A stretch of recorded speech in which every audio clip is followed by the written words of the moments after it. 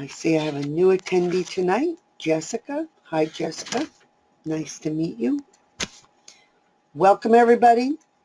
My name is Rose.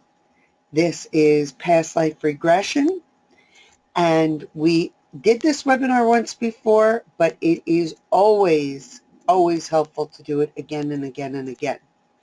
I want to mention before we get started that it is the 1-year anniversary of my book, Speaking from Spirit, coming out. Yesterday was actually the anniversary of my book, and it is, of course, done way better than I ever expected it to, and continues to do better than I even thought.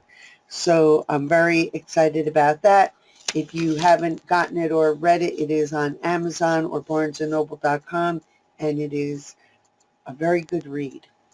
So tonight we're doing past life regression, and the reason why I mentioned the book also with that is in the book, the people that come and tell me their stories about their life, they see it one way when they are alive.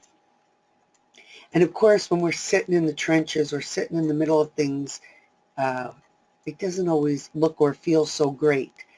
And after they passed, they had a very different perspective of what it all meant. They saw it from a higher view. They saw it from their soul level and understood the deeper meaning of things. So they came back and kind of expressed that, and if only we could get that kind of view while we're in life. When we leave this earth and we leave with things not balanced back into love, meaning where we allow an emotion or a thought to stay as a limit to us, or how much we live our potential or our purpose in this life or our destiny, or how much we allow ourselves to love or get close to people, that's the things that we call karma. When we leave our body, we go back into our pure spirit form, which is perfect and it's joy. But if we have unhealed thought patterns, beliefs, emotions, they sit like baggage that have to be reworked. Hence the whole reincarnation and doing a lifetime over, or doing things over and over again. Now, sometimes we choose to incarnate not because we have work to finish up or patterns to finish up, but because we come here willingly of our own accord, that we want to help or we want to contribute. But make no mistake, for the most part, we are coming back to finish up something we didn't finish up in another lifetime, or to work through the karma of something, or to release something until it comes back to love. So go back to the book.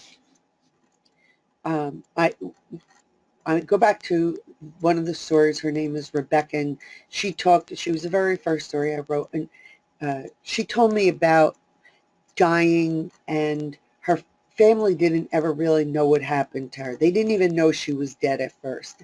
They thought she disappeared. She had gone off a bridge in her car, and it took a little while for the authorities to find her body.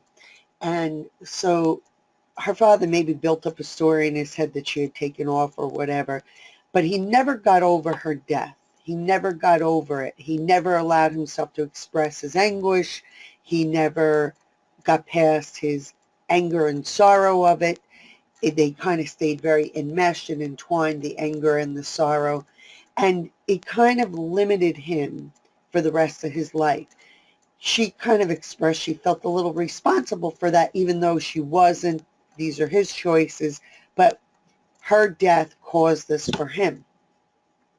And what happened was, she was explaining from spirit, if he had just healed that, rectified that, made peace with that, found a way to continue on with his life, that wouldn't have blocked her from being able to reach to him from spirit, or for him to find comfort and live his life and go forward.